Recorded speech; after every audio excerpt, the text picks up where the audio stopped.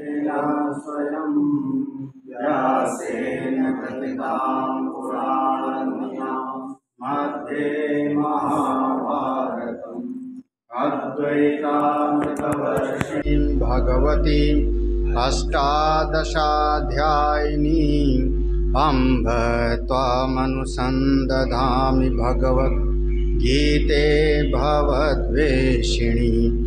नमोऽस्तु ते व्यास विशालबुद्धे फुल्लारविन्दाय तपत्रनेत्र येन त्वया भारत तैलपूर्ण प्रज्वालितो ज्ञानमया प्रदीपः प्रपन्नपारिजाताय स्तोत्रवेत्रैकपाणे ज्ञानमुद्राय कृष्णाय गीतामृतदुहे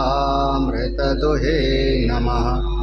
सर्वोपनिषदो गावो दोग्धा गोपालनन्दनः पार्थो वत्स सुधीर्भोक्ता दुग्धं गीतामृतं महत्।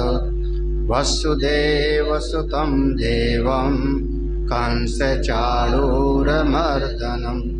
देवकी परमानन्दं कृष्णं वन्दे जगद्गुरुं। भीष्मद्रोणतटा जयद्रथजला गान्धारनीलोत्पला शल्यग्राहवती कृपेण वहनी कर्णेन वेलाकुला। अश्वत्थामविकर्णघोरमकरा दुर्योधनावर्तिनी सोत्तीर्णा खलु पाण्डवैरणनदी कैवर्तका केशवः। पाराशर्यवचा सरोजममलं गीतार्थगन्धोत्कटं नानाख्यानककेशरं हरिकथा सम्बोधना बोधितं। लोके सज्जनषट्पदैरहरः पेपीयमानं मुदा भूयात् भारतपङ्कजं कलिमल प्रध्वंसिना श्रेयसे। मूकं करोति वाचालं पङ्गुं लङ्घयते गिरिं यत्कृपातमहं वन्दे परमानन्दमाधवम्। यं ब्रह्मा वरुणेन्द्ररुद्रमरुतः स्तुवन्ति दिव्यैस्तवैः वेदैः साङ्गपदक्रमोपनिषदैः गायन्ति यं सामगा। ध्यानावस्थिततद्गतेन मनसा पश्यन्ति यं योगिनो यस्यान्तं न विदुषुरासुरगणा देवाय तस्मै नमः।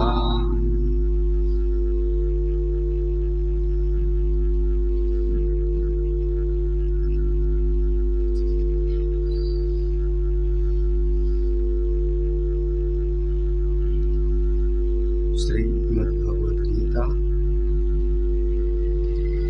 9वें श्लोक तक हम लोगों ने स्वाध्याय कर लिया था। भगवान ने जिसमें 3 प्रकार से त्याग होता है उसका निरूपण किया। तमोगुणी त्याग, रजोगुणी त्याग और सत्वगुणी त्याग। तमोगुणी त्याग में मनुष्य कर्म को ही छोड़ के किनारे हो जाता है। जो उसको करना चाहिए उस कर्म का ही त्याग कर देता है। रजोगुणी त्याग में भी आदमी कर्म को ही छोड़ देता है,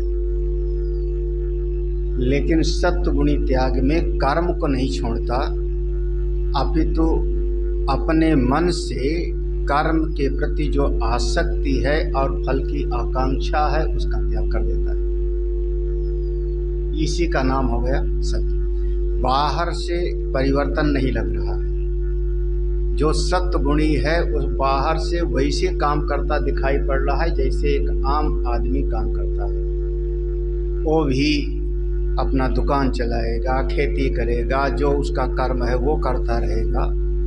तो सत्वगुणी जीव ज्यों का त्यों कार्य करता हुआ दिखाई पड़ता है, भीतर अंतर हो गया है, उसके अंतःकरण की वृत्ति में परिवर्तन हो गया है। क्रिया ज्यों की त्यों हो रही है और वो अंदर से बिल्कुल निर्द्वंद हो गया है। निर्द्वंदो ही महाबाहो सुखम बंधा, उस स्थिति में पहुंच गया है। तो अब ऐसा जो सत्वगुणी त्याग वाला है, जो सत्वगुणी त्याग करता रहेगा, उसके चित्त की स्थिति कैसी होगी? विशुद्धम प्रसन्नम आत्मालोचनम क्षमम भवति।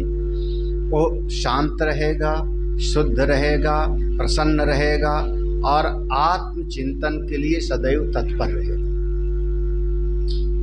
आत्म आलोचन क्षमम, सामर्थ्यवान हो गया, आत्मचिंतन के लिए उसके भीतर सामर्थ्य आ गई।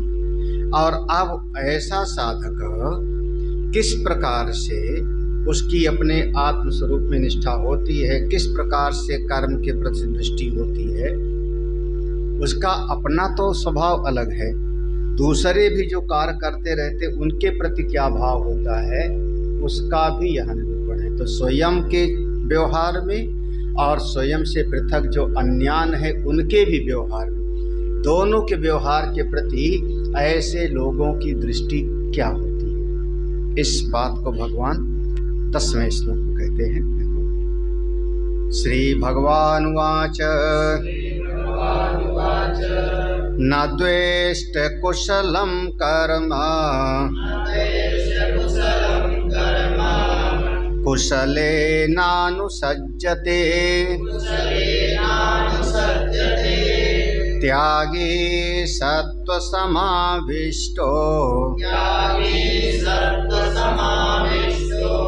मेधावी छिन्न संशयः।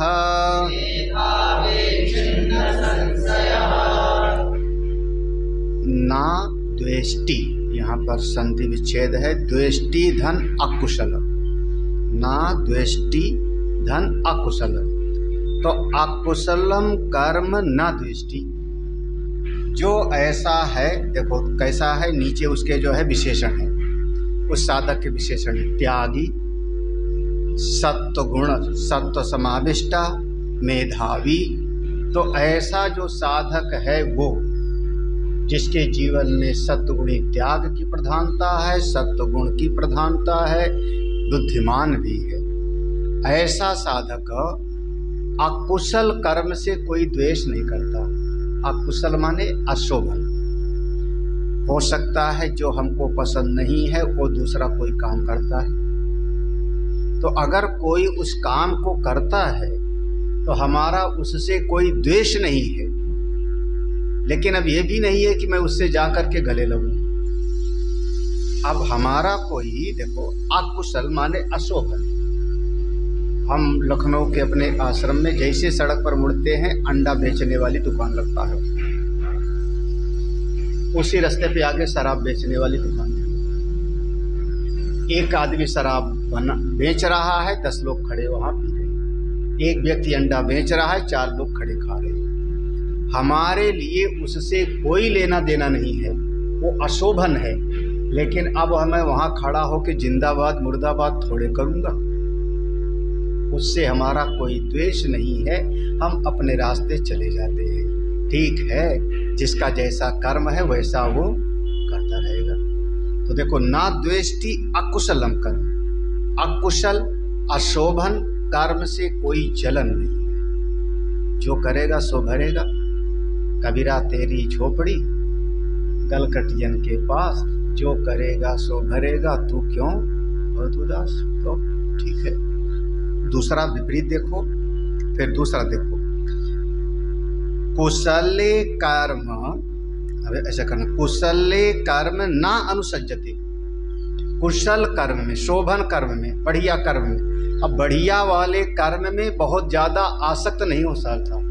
अनुसज्जते माने आसक्ति का भाव नहीं बना लेता। तो अशोभन कर्म से उसको द्वेष नहीं है और अच्छे कर्मों से उसका कोई राग नहीं। ऐसा साधक जो त्यागमय जीवन जीता है, अंतःकरण में सत्व गुण समाविष्टा, सत्व गुण आके विराजमान हो गया है, मेधावी है, समझना उसके भीतर के सारे संशय छिन्न भिन्न हो जाएंगे। कौन सी स्थिति प्राप्त होगी? भिद्यते हृदय ग्रंथि छिद्यन्ते सर्व संशय, सारे संशय उसका छिन्न भिन्न हो जाएगा और कभी न कभी वो अपने स्वरूप को प्राप्त कर लेगा। इस श्लोक का अर्थ है, भाष्य देखो, ना द्वेष्टि अकुशलम अशोभनम काम्यम कर्म शरीर आरंभ द्वारेण संसार कारण किम अनेन इति एवं। कह रहे देखो, ना द्वेष्टि अकुशलम, अकुशल कर्म से द्वेष नहीं होता। अकुशल का अर्थ किया अशोभन। देखो, अशोभन माने जो हमको पसंद नहीं आता, और साथ में कह दिया काम्यम कर्म, सकाम भाव से जो लोग करने वाले हैं काम्यम कर्म, उनसे भी उसका कोई द्वेष। अब कोई अगर यज्ञ कर रहा है तो करे भैया, कोई ऐसी सकाम भावना से जाके कलाव बांध रहा है अमुक अमुक देवी के यहाँ पर, देवता के यहाँ, हमारी हे देवी ये मनोकामना पूरी कर दे, तो सकाम यात्रा हो गई उसकी, करे, उसका कोई उससे कोई द्वेष। लेकिन एक बात तो है, ऐसा महापुरुष ये जानता है कि शरीर आरंभ द्वारेण संसार कारणम, ये जो सकाम कर्म कर रहा है प्राणी, ये फिर से इस कर्म का फल भोगने के लिए पैदा होगा। शरीर आरंभ द्वारेण, शरीर आरंभ द्वारेण, द्वार माने दरवाजा, इसी दरवाजे से उसको फिर से वापस आना, फिर से शरीर धारण करना पड़ेगा। क्यों? क्योंकि कर्म कर रहा है तो इस कर्म का फल भोगने के लिए आने पड़ेगा उसको। और जब अच्छा फिर अगर संसार में फिर से आएगा, शरीर धारण करेगा, तो क्या हमेशा सुख ही सुख रहेगा? हंसेगा हंसेगा। छोटा बच्चा होता है तो छोटा बच्चा भी अगर घंटे भर हंसता है तो 2 घंटे रोता है। अब बचपन से समझ लो, जन्म लेते ही रोता है, जन्म लेते रोता है। वो अलग बात है कि बच्चा बेचारा जन्म लेते रो रहा है, लोग थाली बजाते हैं, लड्डू बांटते हैं, लेकिन बच्चा तो रो, उसके बाद फिर रोना। बड़ा हो जाए तो स्कूल जाते समय महाराज भयंकर रुलाई। कई बार तो बच्चों को स्कूल के सामने माताएं मार मार के ले जाती हैं। बताओ, पढ़ लिख ले हुए उसके बाद रोना कोई समाप्त हुआ क्या? संसार कारणम, संसार कारण, सारा का सारा दुखमय संसार में ही फंसा रहता है। किम अनेन, किम अनेन, अनेन किम प्रयोजनम, ये जो काम्य कर्म है, अशोभन कर्म है, इससे मेरा क्या क्या लेना देना है भाई? अनेन किम प्रयोजनम, इससे मेरा क्या लेना देना? मुझको इससे कोई लेना देना नहीं। ऐसा जो सत्वगुणी त्यागी है, अपने चित्त को इन सब से किनारे हटा के रखो। किम अनेन, जिसका मन है सकाम कर्म करे, जिसका मन है वो जाओ बकरा काटे, हमको क्या करना है, अशोभन कर्म करे, हमारा इससे कोई प्रयोजन नहीं।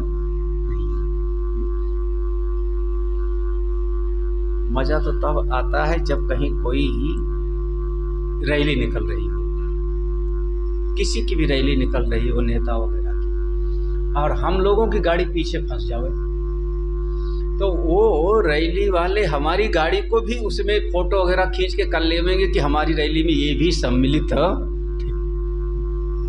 ऐसा कई बार हुआ है।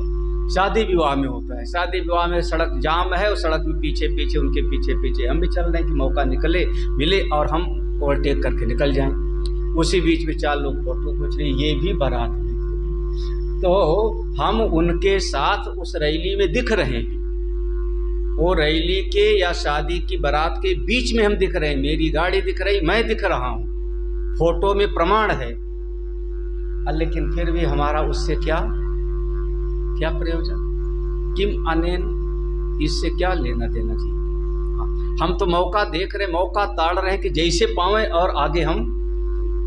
महाराज जब हम लोगों की गाड़ी फंस जाए तो और जोर से जिंदाबाद करने लगते हैं, मुर्दाबाद। कई बार रैली वगैरह में देखा है। तो बताओ, तो क्यों माने? ऐसा महापुरुष को कहता क्या करना? और कई बार जो है वो दूल्हे को देख करके बड़ी दया आती है, बेचारा फंस रहा है, रोएगा अगला दिन।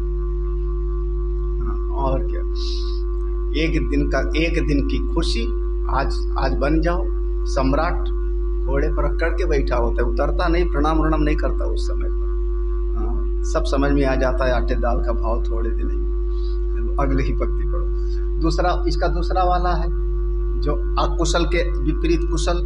कुशले शोभने नित्य कर्मणि सत्व शुद्धि ज्ञान उत्पत्ति तत्निष्ठा हेतुत्वेन मोक्ष कारणम इदम इति एवं न अनुसज्जते तत्र अपि प्रयोजनम अपश्यन अनुसंगम प्रीतिम न करोति इति एतत्।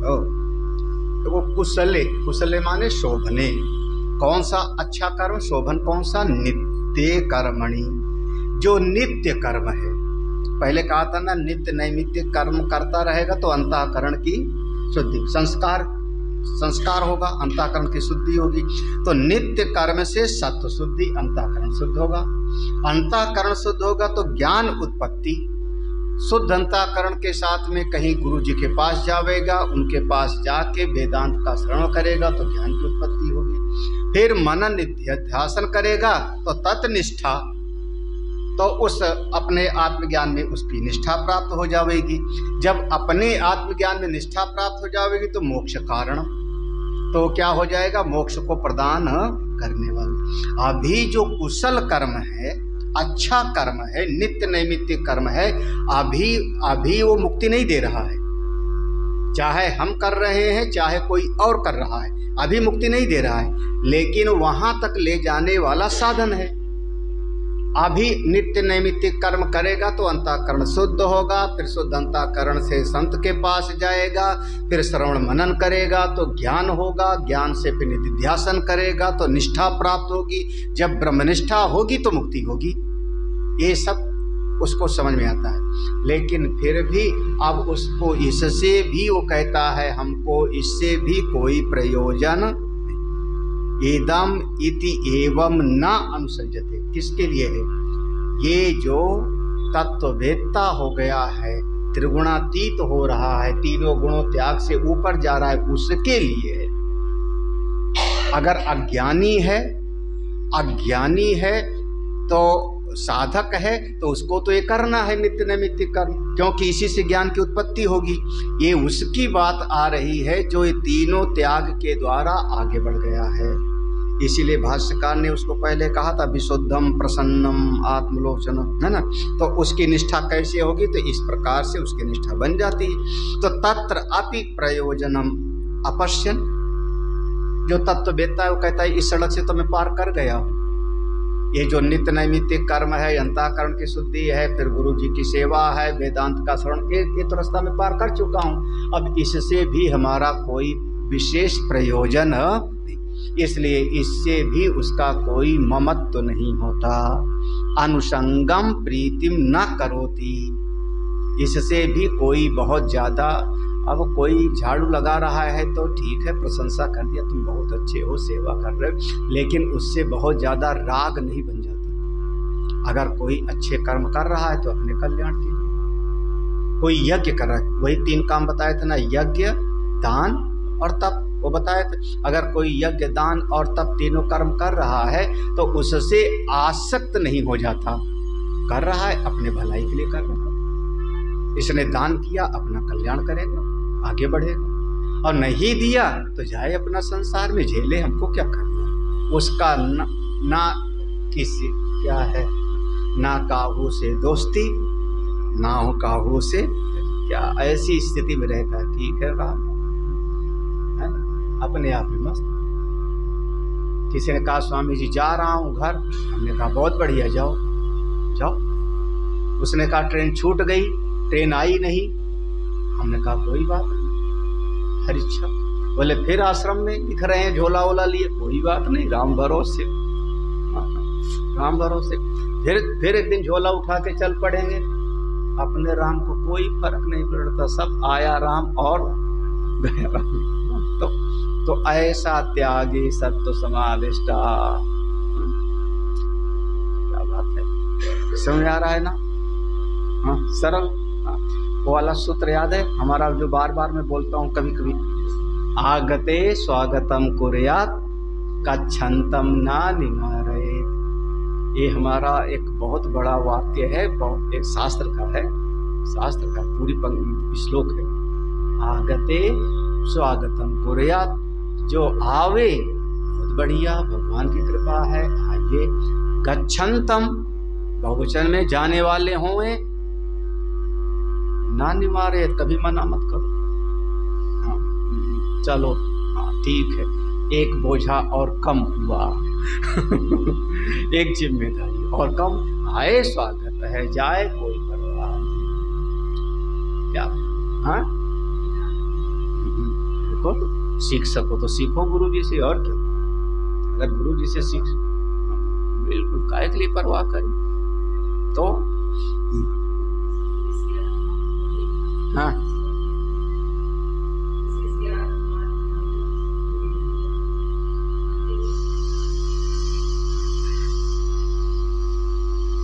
सब कुकुर गया कह ले तो पता नहीं क्या चाहती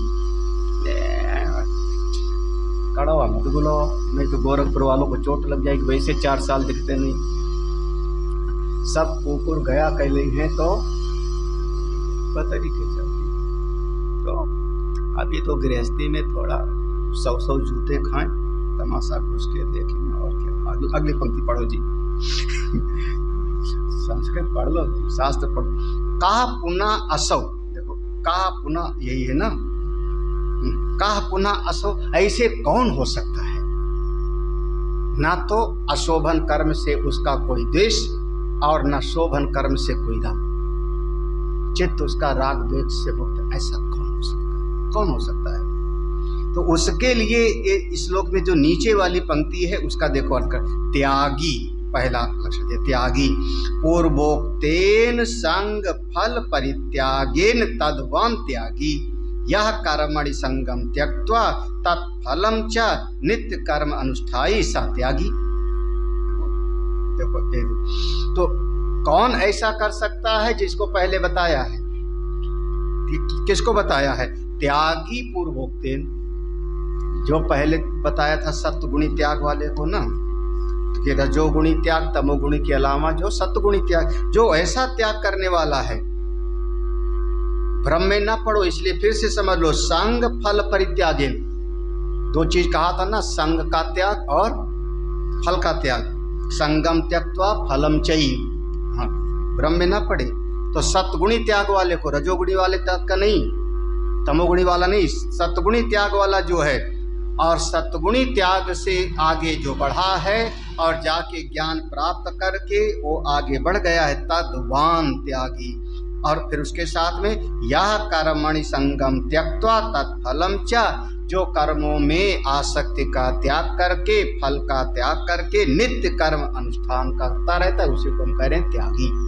ये जो श्लोक में त्यागी शब्द है, त्यागी माने कौन, नित्य नैमित्तिक कर्म को करते रहता है लेकिन आसक्ति और फल की इच्छा का त्याग, सत्वगुणी त्याग, वो त्यागी ऐसी चीज कर सकता है। कर सकते हो, चलिए निष्काम कर दो कैसे। हाँ, बस उसमें एक भ्रम यही होता है कर्मयोग के साथ में, जहाँ भी कर्मयोग होता है, तो आजकल के समय में लोग शास्त्र को किनारे करके लौकिक जगत को ही वो कहने लगते हैं निष्काम कर, अस्पताल बनवाएं, अमुक अमुक कार्य करेंगे, तो कहेंगे ये तो समाज की सेवा कर रहा है। कोई आदमी मर गया, मोहल्ले भर में कोई मर गया, सबके यहाँ चला जा रहा, तो उसी को लग कहते ये तो बड़ा आदमी निष्काम। हम उसको निष्काम कर्मयोगी नहीं कहेंगे, हम उसको कहेंगे जो शास्त्र आचार के द्वारा बताए गए श्रौत स्मार्त कर्म का अनुष्ठान कर रहा है, वही कर्मयोगी होगा। वो लौकिक जगत में जो कर रहा है उसके बदले उसको सम्मान मिल रहा है। एक दिन हमने कहा था ना, धन चाहिए तो पुरुषार्थ करो, प्रतिष्ठा चाहिए तो धन का त्याग, समय का त्याग, तो समय लगाता है, बदले में समाज सम्मान देता है, तो निष्काम कर्मयोगी नहीं। निष्काम कर्मयोगी कौन, श्रौत स्मार्त कर्म करने वाला ही अगर निष्काम भाव से कर रहा है तो निष्काम कर्मयोगी कहलाएगा। जैसे दृष्टांत में विश्वामित्र यज्ञ कर रहे हैं। क्या कर रहे हैं वो? यज्ञ। कोई अपनी कामना नहीं, उनको आप ला सकते हो दृष्टांत में। हाँ, अगला देखो। कदा पुनः असौ अकुशलम कर्म न द्वेष्टि कुशले चा न अनुसज्जते इति उच्यते। कह रहे हैं, अब देखो ये त्यागी के लिए कहा था कहा, कौन है ना, कौन शब्द प्रयोग किया था ना, कहा माने कौन ऐसा कर सकता है। तो अब आप शब्द किया कदा, कब, कदा माने कब। तो ये दूसरा वाला जो शब्द है सत्व समाविष्टा, वो है कदा, कब ऐसा हो जाएगा, किस समय ऐसा होगा। तो कह अकुशलम कर्म ना द्वेष्टि, अकुशल कर्म से द्वेष नहीं करेगा, कुशले चा नाम सज्जते, कुशल कर्म से आसक्ति नहीं करेगा। कब ऐसा करेगा? कहते सत्व समाविष्ट, यदा सत्वेन आत्म अनात्म एक विज्ञान हेतुना समाविष्ट सव्याप्त संयुक्त इति एतत्। यदा, कदा किया ना वहां पे, कब, तो यदा माने जब, जब सत्वेन सत्व गुण के द्वारा आत्म अनात्म विवेक विज्ञान हेतुना, आत्मा और अनात्मा, जड़ और चेतन, शरीर और आत्मा, दोनों को अलग अलग पृथक पृथक करने के लिए विवेक विज्ञान हेतुना, दोनों को अलग अलग करके समझाने के लिए एक शर्त है कि अंतःकरण सत्वगुणी होना चाहिए। अगर अंतःकरण सत्वगुणी नहीं होगा तो दोनों को अलग अलग करने की सामर्थ्य नहीं होगी। उसी कह रहे हैं, देखो आत्म अनात्म विवेक विज्ञान हेतुना, हेतुना माने आत्मा और अनात्मा के विवेक का हेतु है। ये होगा तो होगा कौन? सत्वगुण। समाविष्टः समव्याप्तः, जब अंतःकरण में, देखो वहां पर है ना सत्व समाविष्ट, सत्व समाविष्ट पूरा शब्द है ना, तो दोनों को अलग अलग, सत्व अलग कर लो, समाविष्ट अलग कर लो। तो सत्व के लिए कहा यदा सत्व, सत्व गुण के द्वारा जो आत्मा अनात्मा के विवेक विज्ञान का हेतु है। समाविष्ट माने सव्याप्त, अंतःकरण में सत्व गुण व्याप्त हो गया। संयुक्त, अंतःकरण जिसका पूरी तरह से सत्वगुणी हो गया, वही इस बात को समझ सकता है। तो जो त्यागी है, और जब उसका अंतःकरण सात्विक निर्मल होगा तो समझ में आवेगा। आप देखो, अब चूंकि अंतःकरण सत्वगुणी है, त्यागमय जीवन है, किसी से राग द्वेष नहीं, तो बुद्धिमान होगा। अतएव च मेधावी, मेधया आत्मज्ञान लक्षणया प्रज्ञया संयुक्ता तद्वान मेधावी, मेधावित्वाद एव। देखो अतएव च मेधावी, क्योंकि सत्वगुणी है अंतःकरण, तो मेधावी है, वही बुद्धिमान है।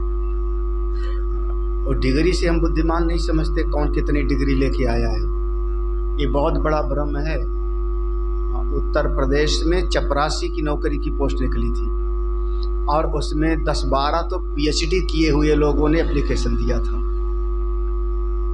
10-12 पीएचडी किए हुए एप्लीकेशन दिए थे, न जाने कितने बीटेक एमटेक वाले किए थे उसमें चपरासी की नौकरी के लिए। ऐसे डिग्री को हम लोग योग्यता नहीं समझते। इस बात पर अभी कोर्ट का भी निर्णय आया है, अभी कोर्ट का भी निर्णय आया है कि जो स्कूल का सर्टिफिकेट है, डिग्री, वो कोई योग्यता का प्रमाण पत्र नहीं है। अगर योग्यता का प्रमाण पत्र हो तो इंटरव्यू देने की ज़रूरत ना हो, आप डिग्री देख करके नौकरी दे दो। लेकिन इंटरव्यू भी ले रहे हो, डिग्री के बाद भी आप इंटरव्यू में फेल कर दे रहे हो। क्यों? क्योंकि आपको लगता है कि भले इसके पास डिग्री है लेकिन ये इस पद के लायक नहीं। तो ये बात, आजकल कितने पढ़े लिखे हैं, सब का सब चना बेचने वाले। हम मेधावी माने, मेधावी कौन है? जिसका हृदय ऐसा है वो मेधावी है। अंतःकरण, सत्वगुणी अंतःकरण है तो प्रसन्न रहेगा, सत्वगुणी अंतःकरण है तो उसमें त्याग की वृत्ति रहेगी, सत्वगुणी अंतःकरण रहेगा तो आत्मचिंतन करेगा, वो मेधावी। अतएव च मेधावी, देखो मेधया, मेधावी माने मेधया आत्मज्ञान लक्षण। मेधा माने कौन सा? मेधा हम उसको नहीं कह रहे हैं कि जो साइंस पढ़ा देवे, साइंस पढ़ा देवे, कॉमर्स पढ़ा देवे, कोचिंग चला देवे। हमारे 500 लोग जो है बच्चे पढ़ते मेरे कोचिंग में, उसको मेधावी नहीं कह रहे, वो आप व्यापार कर रहे हो, जीविकोपार्जन की विद्या है। मेधावी वो होता है भले वो जंगल में अकेला बैठा हो कोई ना हो, कौन है? आत्मज्ञान लक्षण है, जिसके भीतर अपने स्वरूप का बोध है। ऐसी आत्मज्ञान की मेधा से युक्त जिसकी प्रज्ञा है और उसकी यह मेधा शक्ति तद्वान मेधावी, मेधावित्वाद, जिसके भीतर मेधा माने बुद्धि, मेधा माने प्रज्ञा, उसकी प्रज्ञा इतनी सामर्थ्यवान है कि अपनी आत्मा को समझती है, ये शरीर से अलग करके स्वरूप को समझ लेती है। जब वो समझ लेगा तभी वही बुद्धिमान है, वही बुद्धिमान है। हाँ, एव छिन्न संशया, अब उसके सारे संशय मिट जाएंगे। हाँ, उसका सारा संशय मिट जाएगा। देखो, एव छिन्न संशया, छिन्नः अविद्याकृतः संशयो यस्य आत्मस्वरूप अवस्थानम एव परम निश्रेयस साधन न अन्यत किंचित इति एवं निश्चयेन छिन्न संशया। देखो, इस श्लोक में छिन्न संशय है ना, मेधावी का अर्थ हो गया। मेधावी माने जिसकी बुद्धि आत्मज्ञान की बात को सुनने में समर्थित, समझने में सक्षम है, आत्मज्ञान की बात को सुनने में, अपनी आत्मा को समझने, वही मेधावी। और छिन्न किसका? अविद्याकृत संशया, सारे संशय जिसके छिन्न भिन्न हो गए, संशय। देखो, ये संशय बहुत बड़ी चीज है, ऐसी चीज है कि जीवन को नरक बना देती है। जरा सा संशय आ जावे, जरा सा संशय आ जावे, पूरा जीवन नरक हो जाता है, पूरा जीवन नरक हो जाएगा। जरा सा संशय आ जावे कि कोई हमको खाने में जहर देने वाला है, आप देख लो पूरा नरक ना हो जाए जिंदगी, पूरी जिंदगी नरक। जरा सा चित्त में संशय आ जावे कि अमुक व्यक्ति मेरी प्रॉपर्टी कब्जाना चाहता है, देखो संशय हो जाए। इसीलिए भगवान ने गीता जी में पहले कहा था ना, अज्ञश्च अश्रद्धानश्च संशयात्मा नश्यति, नायम लोको न परो सुखम संशय आत्मा। जो संशय माने पता नहीं ये सही है कि गलत, ये आदमी हितैषी है कि शत्रु, बस हो गया संशय, ये अपना है कि पराया। एक संशय की वृत्ति ही तो डाली थी मंथरा ने कैकेयी में। मंथरा ने क्या किया था? 20 साल का प्रेम, एक दिन का नहीं। भगवान राम को बचपन से कैकेयी ने ही पाला था अपने कनक भवन, कनक भवन। शादी के समय मुंह दिखाई में दे दिया सीता जी को। 21वें साल में तो विवाह हुआ भगवान का, तो उसके बाद शादी विवाह के बाद की बात आई, तो 20-22 साल तक का प्रेम एक रात्रि में बदल गया। क्या कहती है कि बस अभी कुछ आगे की बात नहीं। देखो संशय कैसा, जब ये राम राजा बन जाएंगे, कौशल्या राजमाता बन जाएंगी, तब तुमको ये जेल में डाल देंगे, भारत को और तुमको कैकेयी सबको कैद खाने में डाल देंगी, और ये सब बस। और कैकेयी के मन में संशय घुस गया, और उस संशय का परिणाम क्या हुआ? कौशल्या का कुछ नहीं हुआ, राम का कुछ नहीं हुआ। राम का तो जिस लिए प्रयोजन से आए थे वो अपना काम किए, रावण को मारना था, सब करना था। राम का कुछ नहीं बिगड़ा, कौशल्या का कुछ नहीं बिगड़ा, मंथरा का भी कुछ नहीं बिगड़ा। भाई मंथरा दासी पहले थी, दासी बाद में भी रही वो। हाँ, क्या बोला? दौलत बस, बदनाम भले, लेकिन और बिगड़ा क्या उसका? उसकी नौकरी थोड़ी न गई। वो दासी पहले भी थी, दासी बाद में भी रही, आखिरी समय तक दासी रही।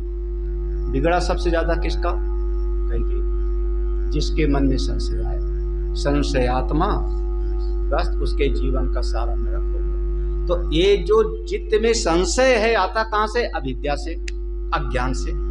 अविद्याकृत संशय, अविद्याकृतः संशय हो यस्य, जिसके चित्त में अज्ञान के कारण संशय आ जाता है। और संशय में जो मेरा हित चाहने वाला है उसमें हम अहित बुद्धि देख लेते हैं। ये बहुत बड़ी बात है। जो मेरा अपना है वो हमको शत्रुवत प्रतीत होने लगता है, और जो अपना नहीं है, जो अपना नहीं है, बस उसने थोड़ी चिकनी चुपड़ी बातें किया, लगने लगता है यही सबसे हमारा बड़ा चाहने वाला है। बस इसके बाद फिर पूरा का पूरा जीवन की कहानी बदल जाती है, फिर जीवन की कहानी बदल जाती है। अविद्याकृतो संशयो यस्य आत्मस्वरूप। अच्छा, अब ये संशय रहेगा तो माने अविद्या के द्वारा आई, तो अविद्या जड़ में बैठी है, अविद्या से संशय हुआ, और जिसके जीवन का संशयग्रस्त हो जाएगा उसको अपने स्वरूप में अवस्थान कभी प्राप्त नहीं, कभी प्राप्त नहीं होगा।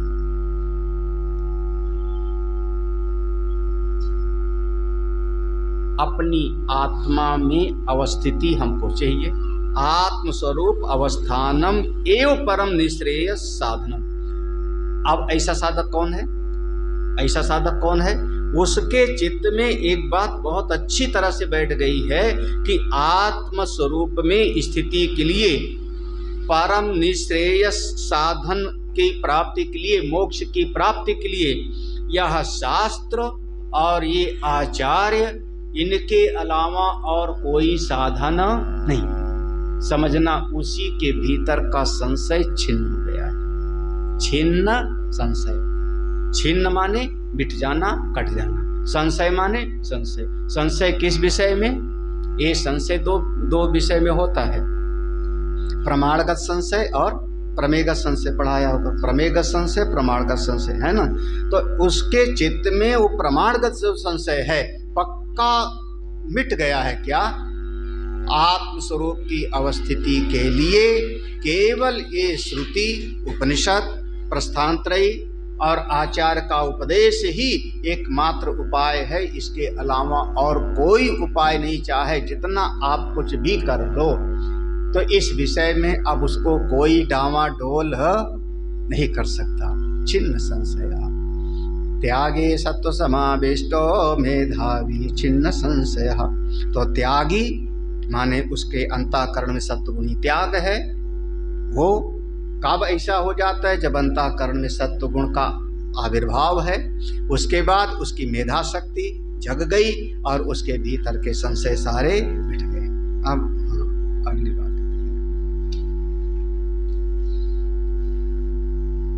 ऐसा ज्ञानी क्या है? अब ये तीनों गुणों से ऊपर की बात जा रही है ना।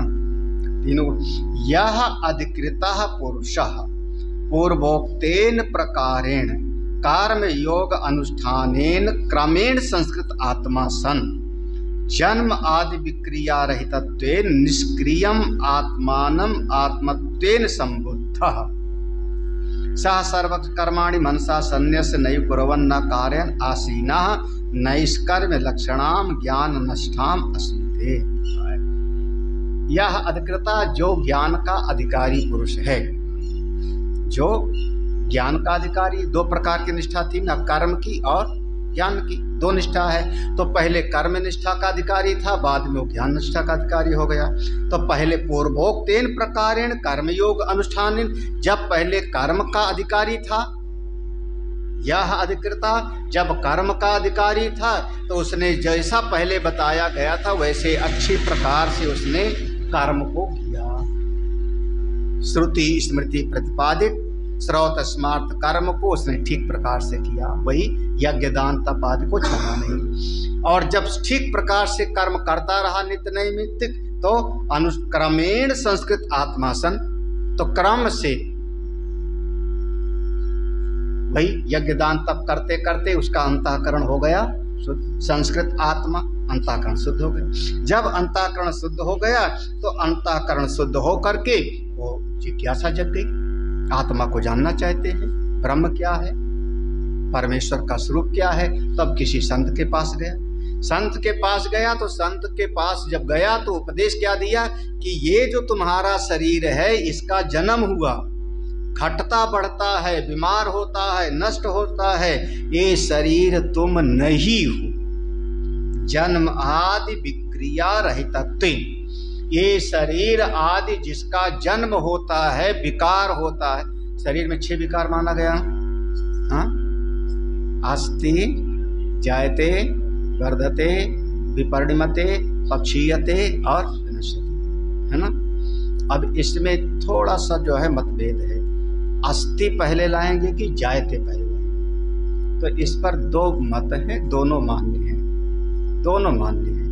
पंचदशीकार अलग कहते हैं और भगवान भाष्यकार ने तत्वबोध में, आत्मबोध में अस्ति जायते वर्धते ही लिया है।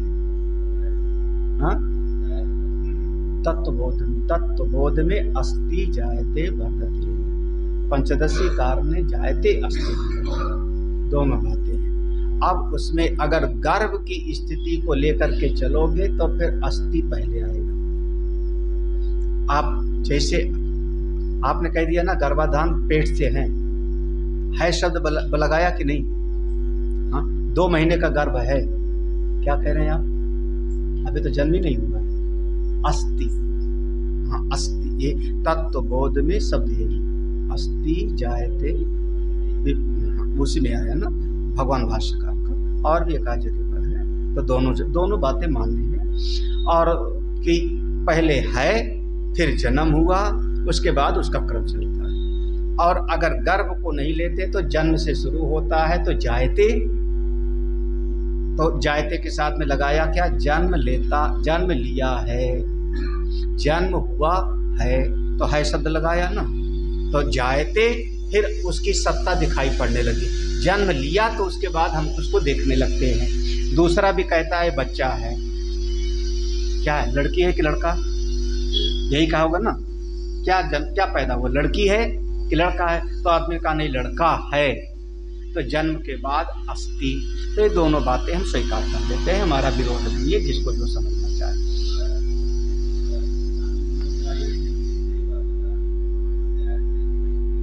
तत्वबोध लेके देख लेंगे। हमने दोनों बातें कही, ये भी मान्य है।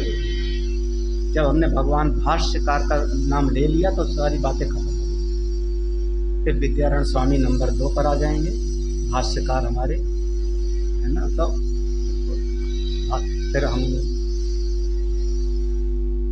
फिर लिंग शरीर कब था,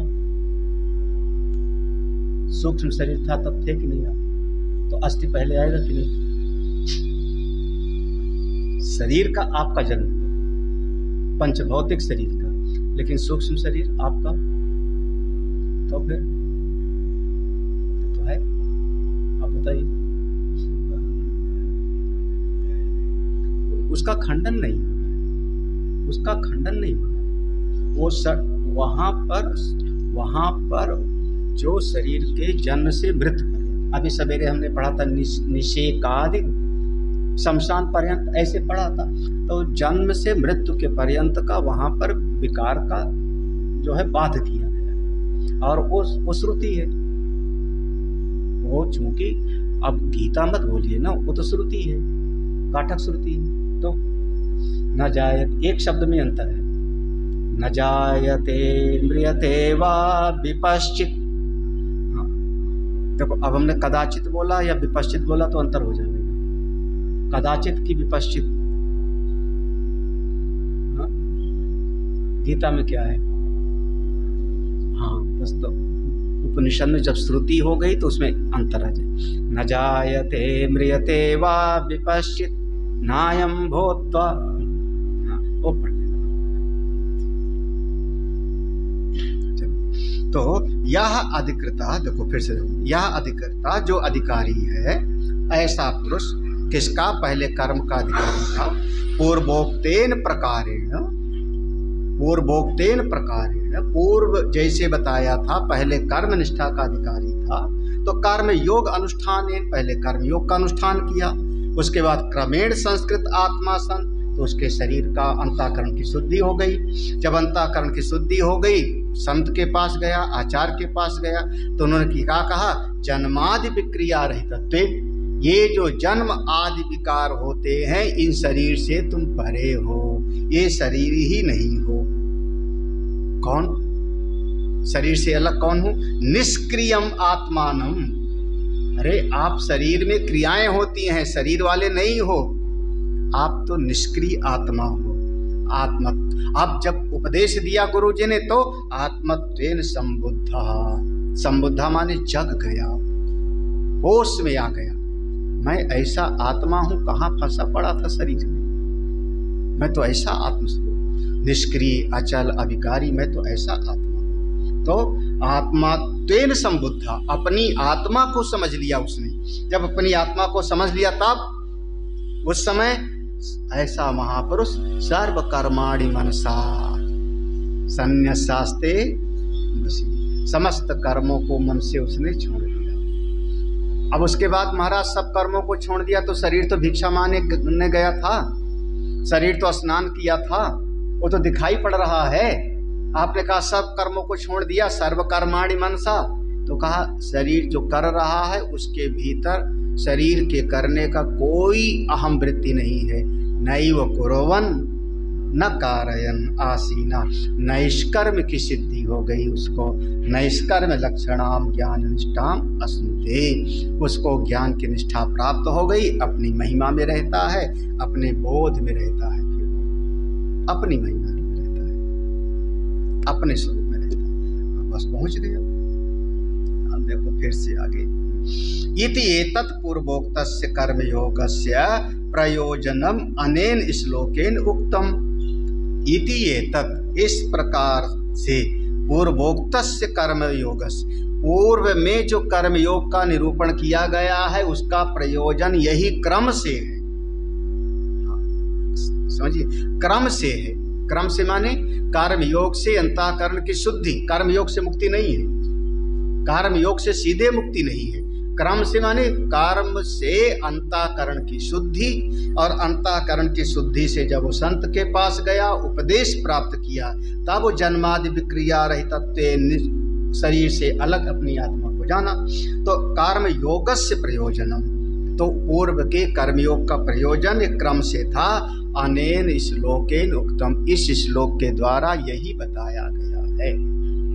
इस श्लोक के द्वारा यही फल बताया गया, ये निरूपित किया गया है कि क्रम से मुक्ति होगी। ऐसा कोई ना समझ लेवे कि सीधे सीधे हम कर्म करके ही मुक्ति, कर्म से नहीं, क्रम से, दोनों शब्द में समझ, कर्म से नहीं, क्रम से। कर्म से फिर निष्काम कर्म, निष्काम कर्म से अंतःकरण की शुद्धि, अंतःकरण की शुद्धि के बाद गुरु उपसदन, गुरु उपसदन के बाद फिर श्रवण मनन, और अंत में जो है उसको ज्ञान निष्ठा का फल प्राप्त, क्रम से। ये बताया, इस श्लोक का यही अर्थ है। अनेन श्लोक, अगले श्लोक की संगति लगाते हैं। यह पुनः अधिकृता सन देह आत्म अभिमानित्वेन देहभृत अज्ञः अबाधित आत्मकर्तृत्व विज्ञानतया अहम कर्ता इति निश्चित बुद्धि तस्य अशेष कर्म परित्यागस्य अशक्यत्वात् कर्म फल त्यागेन चोदित कर्मानुष्ठाने एव अधिकारो न तत्यागे इति एतम अर्थम दर्शयितुम आह। यह पुनः अधिकृतः सन, यह पुनः फिर से समझो, जो हो अधिकृतः सन यानी कर्म करने का ही अधिकारी है। अधिकृतः सन कर्म करने का ही अधिकारी है। अब जिसको कर्म करने का अधिकारी है, अभी उसकी योग्यता, आपको कर्म करने के हम उसको ज्ञान क्या उपदेश करने लगे, हाँ, बचेगा ही नहीं, समझ में नहीं बात आवेगी। तो अभी वो कर्म का अधिकारी, जैसे कोई बच्चा अब हाई स्कूल में पढ़ रहा है और आप उसको पीएचडी की क्लास पढ़ाने लगो तो पचेगा नहीं उसको। एक बार गोरखपुर में सत्संग था, याद आया, शुक्ला हमारा ही था, हाँ, और वायुनंदन खड़े हुए माइक पर, और वो जो पढ़ाया उन्होंने, कौन सा सब्जेक्ट था वो, हाँ, तुम भी थे वहाँ पे, तुम भी सुनने में थे, हाँ, तुम भी थे ना, जो पढ़ाया ना मेरी समझ में आया ना सुनने वालों की समझ में आया। हाँ, अब वो विषय श्रेष्ठ है, लेकिन अब उसको सुनने वाले वहां पर अधिकारी तो हो जाता है भैंस के आगे बीन बाजे, भैंस खड़ी पौड़ा है। वो याद है ना घटना? तो वो हमको भी याद है, हमको भी याद है वो विषय। तो ऐसे जो अब कोई बच्चा हो गए, 50 बच्चे बैठे हैं हमारे क्लास में, और हम उनको सुनाना शुरू कर दें 50 बच्चों के बीच में, संसार असार है, दुनिया झूठी है, हाँ, अरे यहाँ मरणम ही शरणम है। हाँ, तो वो बच्चा कहेगा पागल हो गए हो आप, भांग खाए। अभी तो उसको बताना पड़ेगा तुम IAS बनो, PCS बनो, मेहनत करो, अमुक करो, दुनिया में कुछ सफलता प्राप्त करो। अच्छा, जहाँ 70-70 साल के बैठे हैं सब रिटायर, हाथ पांव में दम नहीं है, उनको हम कहते हैं कर्म करो, कर्म में ही अधिकार है तुम्हारा। चला तो जाता नहीं घुटने से क्या करेंगे? तो इसको कहते हैं अप्राप्त काल वचनम ब्रूयात यत बृहस्पति। तो देश काल और परिस्थिति के अनुसार हमको उपदेश करना पड़ता है, इसी का नाम है अधिकारत्व। किस समय हमको कब कहाँ पर और क्या विषय हमको बताना है। अब जैसे यहाँ पढ़ रहे हैं, ऐसे प्रवचन में पढ़ाने लगे तो चलो तुम अभी कसिया में रखे तो रखो, कसिया में हमारा प्रोग्राम, ऐसे पढ़ाऊंगा फिर तुम ही बैठी रह जाओगी 2 ठो।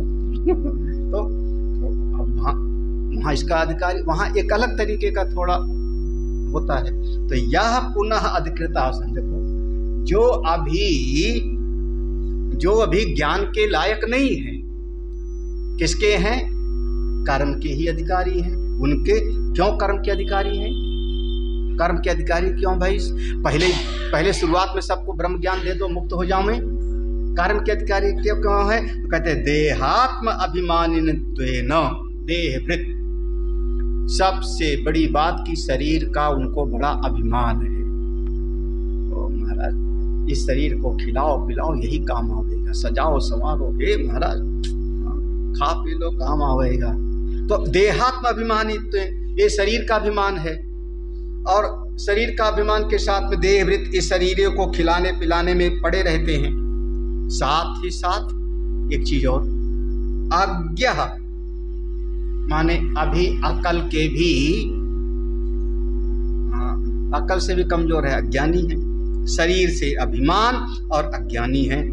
और उनकी विषय क्या है? अबाधित आत्म कर्तृत्व विज्ञानतया अहम कर्ता इति निश्चित बुद्धि। उनके भीतर ये जो बात है आत्म कर्तृत्व, मैं करने वाला हूं, इसका अभी बाध नहीं हुआ है। अबाधित माने ज्ञान से तो बाधित हो जाता है, नयु कुरवन्ना पहले कहा था ना, तो ज्ञान से तो बाधित हो जाता है। अबाधित आत्म कर्तृत्व, यानी उनका ये कर्ता भाव अभी मिटा नहीं। अब देखो सरल भाव में शरीर है तो शरीर के साथ ममता बना लिए हैं, अज्ञान भी है तो अपने आप को मानते भी हैं कि मैं करने वाला हूं, अहम कर्ता इति निश्चित बुद्धि। हाँ, अब बहुत बड़ा बात है भाई, जब मैं करने वाला हूं, अब उसको कोई ऐसा कह देवे तस्य अशेष कर्म परित्यागस अशक्यत्वात्। देखो अब देहात्म बुद्धि है, अज्ञानी है, मैं करने वाला हूं ये भी मानता है, उसको कह दो कर्म छोड़ो, वो कर्म नहीं छोड़ेगा, हम ही को छोड़ के भाग जाओगे। ऐसे हमारे चेले भाग जाते हैं, क्योंकि जहां हम 2-4 बात बोले फिर दोबारा कोई दिक्कत ही नहीं, क्योंकि कटु सत्य सुनने का सामर्थ्य सब में नहीं होता। हम शुगर कोटेड टेबलेट नहीं देना चाहते, सीधे दवाई। एक बुखार की दवाई होती है आयुर्वेद में, सुदर्शन चूर्ण खाना चाहिए जब बुखार हो। मैं रखता हूँ, किसी को चखना हो तो मेरे पास आ जाना, याद है ना, सुदर्शन चूर्ण। हमारा जीभ पर रखते ही लगता है कि जैसे नीम की पत्ती खा ली है, इतनी कड़वी, लेकिन बुखार को ठीक कर देती है, जड़ से हड्डी तक से बुखार निकाल देती है। चाहे टाइफाइड हो और चाहे आपका निमोनिया हो, सारे बुखार की रामबाण। महासुदर्शन चूर्ण। क्या हुआ, इसे क्यों देख रहे हो? तो हम महासुदर्शन चूर्ण जैसा सुनाना शुरू कर देते तो सब भाग जाते हैं, कौन सुनता है? तो अब वो छोड़ने के लिए तैयार नहीं। अशेष कर्म परित्याग से अशक्यत्वात्, उनसे कहो कि कर्म से मुक्ति नहीं होगी, ये जो कर रहे हो इससे मुक्ति नहीं होगी, ये जो कर रहे हो इससे शांति नहीं मिलेगी, शांति का उपाय और है। वो बोलेंगे महाराज आप अपने कुटिया में जाओ, वहीं अच्छे हो वहीं अच्छे हो। तो अच्छा, कर्म फल त्यागेन, कर्म फल त्यागेन चोदित कर्म अनुष्ठाने एवं अधिकार। ऐसे लोगों का जो कर्म को पूरी तरह से त्यागने में अशक्य है, शरीर का अभिमान है, साथ में अहम कर्ता का भाव बैठा है, ऐसे लोगों का बस यही समझाओ कि कर्म करते रहो, फल की चिंता मत करो। कर्मण्येवाधिकारस्ते मां फले। देखो, कर्म फल त्यागेन चा उदित चोदित कर्म अनुष्ठाने, कि कर्म करते रहो, फल तो परमात्मा देगी ही देगी। ये बड़े प्यार से समझाया जाता है, बड़े प्यार से। अबे नंबर 1 वाली बात नहीं है, कर्म करते रहो, कर्म मत छोड़ना, फल की चिंता मत करो।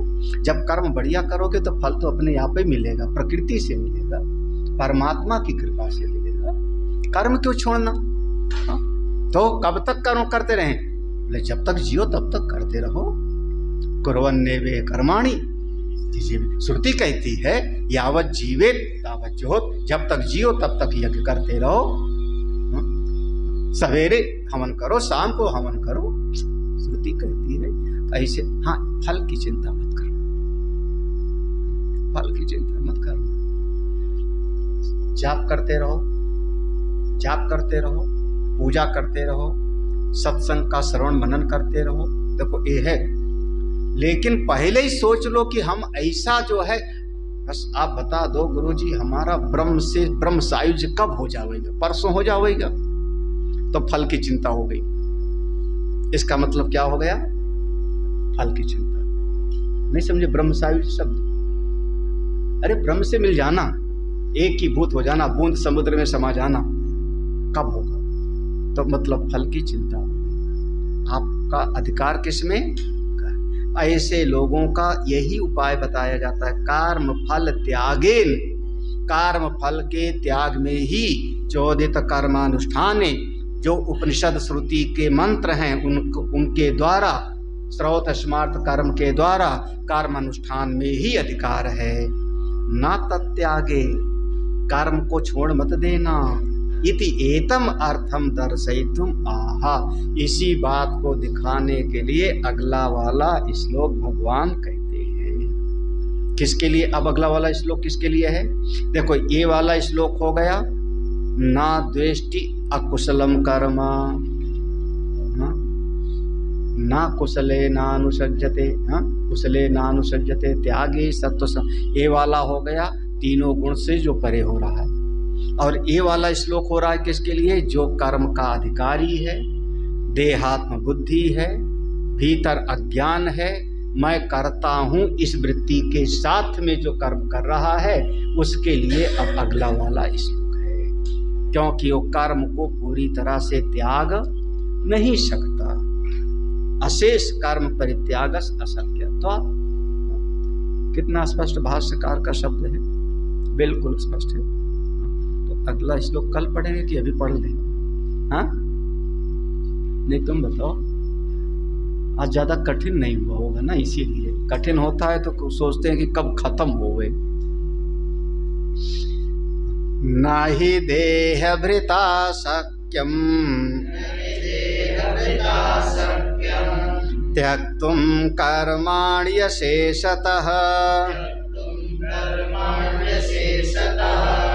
यस्तु कर्म फल त्यागी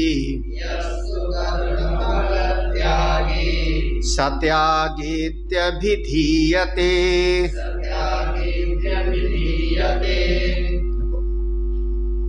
देहभृता, देहभृता माने शरीर के साथ जिसकी आत्म बुद्धि है, देहात्म बुद्धि वाला,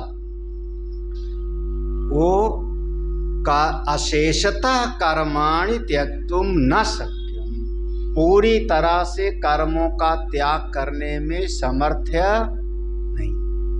जो शरीर के साथ में जिसकी आत्मबुद्धि है, देहवृता, शरीर के साथ ममत्व है, वह अशेषतः कर्माणि, पूरी तरह से कर्मों का त्याग कर लेवे, ऐसी बात संभव नहीं। इसलिए यस्तु, जो कोई भी कर्म फल त्यागी, जो कर्म फल का त्याग करता है, आसक्ति का त्याग करता है, दो चीज, संगम त्यक्त्वा फलम चैव, सा त्यागी, उसी का नाम त्यागी। अब इस श्लोक में, एक 10वें श्लोक में त्यागी शब्द है ना, तो समझ लो ये त्यागी शब्द की परिभाषा है। 10वें श्लोक में त्यागी शब्द है, तो त्यागी का अर्थ क्या हुआ, तो ये 11वें श्लोक में आ गया त्यागी का अर्थ है। ओम पूर्णमदः पूर्णमिदं पूर्णात् पूर्णमुदच्यते पूर्णस्य पूर्णमादाय पूर्णमेवावशिष्यते। ओम शांति शांति शांति। हरि ओम। श्री गुरुभ्यो नमः। हरि